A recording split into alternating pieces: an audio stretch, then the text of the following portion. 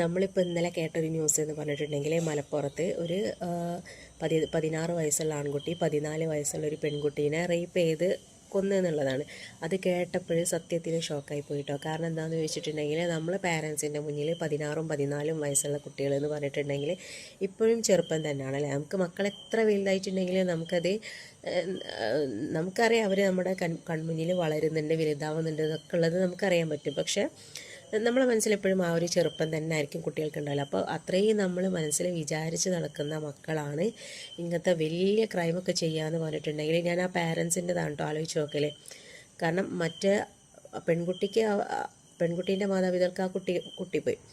ഈ ആൺകുട്ടീൻ്റെ മാതാപിതാക്കളൊരു കാര്യമാണ് കഷ്ടം. കാരണം എന്താണെന്ന് ചോദിച്ചാൽ അവർക്കിനി സമൂഹത്തിൽ തല പൊന്തിച്ച് നടക്കാൻ കഴിയില്ല.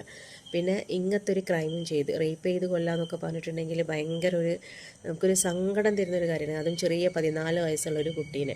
അപ്പം ഇപ്പോഴത്തെ ഒരു ജനറേഷൻ എന്ന് പറഞ്ഞിട്ടുണ്ടെങ്കിൽ ചെറിയ ക്ലാസ് മുതലേ ഒന്നുകിൽ ക്രഷ് അല്ലെങ്കിൽ റിലേഷൻ അങ്ങനെയൊക്കെ ഉള്ളതാണ്. ഇത് നമ്മൾ പഠിക്കുന്ന കാലത്തും ഉണ്ട് ഈ ഒരു റിലേഷനിൽ പെടലും എല്ലാം ഉണ്ട്. പക്ഷേ അതൊക്കെ എന്ന് പറഞ്ഞിട്ടുണ്ടെങ്കിൽ ഇങ്ങനെ എത്രയും ഡീപ്പായിട്ടുള്ളതൊന്നുമില്ല. ജസ്റ്റ് നമുക്ക് കാണുമ്പോൾ ഒരു ഹൈവൈ പിന്നെ ഒരു എന്താ പറയുക ഇത് തോന്നിയിട്ട് അങ്ങനെ കുറച്ച് കാലത്തേക്ക്, അല്ലാതെ അന്നൊന്നും നടന്ന പല ക്രഷും കാര്യങ്ങളും ഒന്നും ആരും ഒരു മാരീഡ് ആവുക ഒന്നും ചെയ്തിട്ടില്ല. അപ്പോൾ അത്രയേ ഉള്ളൂ. അന്നത്തതൊക്കെ എന്ന് പറഞ്ഞാൽ ജസ്റ്റ് ഒന്നിങ്ങനെ പഠിക്കുമ്പോഴുള്ളൊരു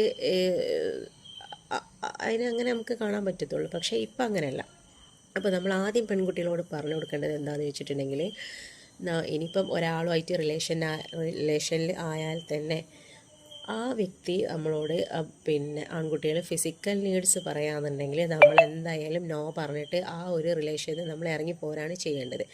കാരണം തുടക്കത്തിൽ തന്നെ ഫിസിക്കൽ നീഡ്സ് പറയുന്നതാണെന്നുണ്ടെങ്കിൽ അത് നല്ലൊരു ബന്ധമല്ല. അത് വേറെ എന്തൊക്കെയോ ലക്ഷ്യം വെച്ചും കണ്ടാണ് അങ്ങനെ ഒരു വ്യക്തി പെൺകുട്ടികളെ പിന്നാലെ നടക്കുന്നത്.